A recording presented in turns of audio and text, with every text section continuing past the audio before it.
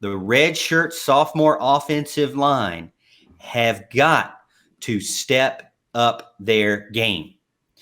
Now, who are the redshirt sophomore offensive line, you may ask? Well, you've got Brian Tucker, you've got Trent Howard, you got John Williams, and you got your actual sophomore, Marcus Tate. But those are your redshirt sophomore offensive linemen, Tucker, Howard, Williams. All those guys have had rotation, from what I'm hearing, at right tackle, at right guard, and some even at center. So do you agree that with Dabo Swinney that the redshirt sophomore offensive line have got to put up or show up this season?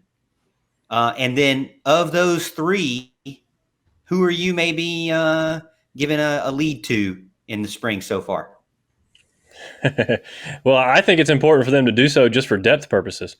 To be quite honest, I don't think anybody expects him to step up and be the number one guy or the starter at any type of position. I don't think that's the case. At least that's not my expectation at all. But yeah, I think it's a very important thing for depth, and it's honestly hard to pick out a name. Going into about a year or so ago, I would have said Trent Howard would have been that guy because I liked him in the recruiting process. A guy we got from Georgia Tech kind of stole from them at the last minute. I thought he was going to be a good run blocker, and I don't know if it's just been the weight or whatever it's been, installation or whatever it may be, but I haven't seen that from him yet.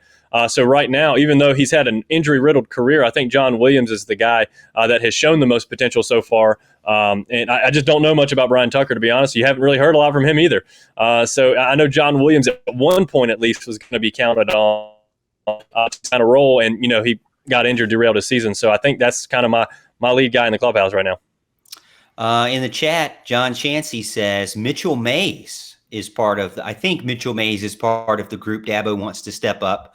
So we can throw Mitchell Mays in there. He is a true junior this season, on there with Parks and Trotter. Also got Isley Pendleton Jr. gets in, says, do we have a center? I believe we have a center in Will Putnam. He's one of the, I think he reclassed and he is now a junior, right? Or did he move, or was that Parks that moved down? I can't remember. I think one of them has moved. So, but from what I'm hearing, Will Putnam, who originally was playing that right guard position, is now going to move into the center position. And from what Dabo Swinney said, has maybe one bad snap a day so far. But Houston, let's get your thoughts again back on those redshirt sophomore offensive linemen, and then throw in the center question. Yeah. So with the Putnam thing, it sounds like he's still working on just getting the crispness of being a center down. But overall, and this isn't just off of that one article itself, seems like he's done really well, and that this position he's actually probably best suited for than a guard. A lot of what I'm reading is he's actually taken to it more naturally than some of the other positions, which is great to hear. It's great to hear that Putnam is doing that well with that position. And if he turns into that, what it opens up for is you can go get a transfer lineman to be a guard or a tackle or whatever if you've got that center position shored up with one of your linemen already. As far as the step-ups, I think he's saying that because Sadler and Miller are ballers. I don't think he has any hesitation in playing those two guys over those redshirt sophomores, because the best guy's going to play. And if the best guy, even though Sadler I know is out and Miller's I think been kind of hurt too, but either way, both those guys are ballers. And so I think this is just a clear message of, hey, I don't care. I'll play whoever. If they're the best ones out here, y'all need to step up, because this is an actual war right now to get on the field. Well, we love Blake Miller and Colin Sadler, and Dabo mentioned that they are two ready dudes. Now I know, that is great compliment, but in realistically speaking, there are 12 other offensive linemen ahead of them that have been there longer than them. But back to Houston's point, maybe they can't break into the starting role, but maybe they can break into the backup role and jump those redshirt sophomores that need to put up or shut up. Al, thoughts on that? Yeah, I think that's a definite possibility because I think those guys are that talented.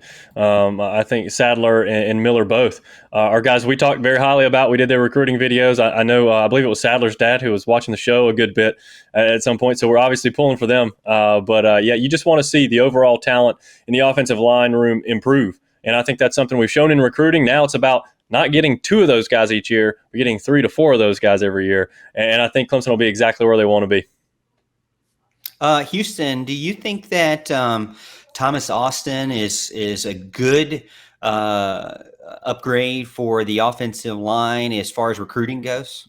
Oh yeah. I think, and Alan, maybe you see something differently, but I feel like where Clemson's at now, earlier in the process, makes me feel more comfortable than in times past where I was like, all right, we're gonna have to pull this one out. I feel like, especially when there's a couple of in-state guys, well, maybe one particular in-state guy, I feel really confident that Clemson can get, but they're expanding their board. I feel like they've honed in on a few guys that are really, really talented, and the frames of these guys that they're getting are animals. They're getting the biggest, baddest 6'7", 300-pound animals to come play for him. And Thomas Austin seems to have the mannerisms to do it. He's different than Coach Caldwell. I know Thomas Austin personally, ate lunch with him a lot when I was in college. And he's a good guy. He's a good guy. I think he fits. Whoa. Yeah. Whoa. Yeah. Solid name drop. Whoa, hold on. Name dropping over here. Whoa. We're too good. We are not worthy, Houston. We are not worthy. Oh yeah. This is back when he probably doesn't even remember me, to be honest. I was a freshman. And it just kind of happened. I was like, "You're Thomas Austin." Let's make Houston. Let's make this clear. He remembers you. Okay. No, he remembers you. He remembers you. Absolutely. No co-host on this show is unknown in the world of Clemson football. Let's just put it that way. Oh, okay. Yeah.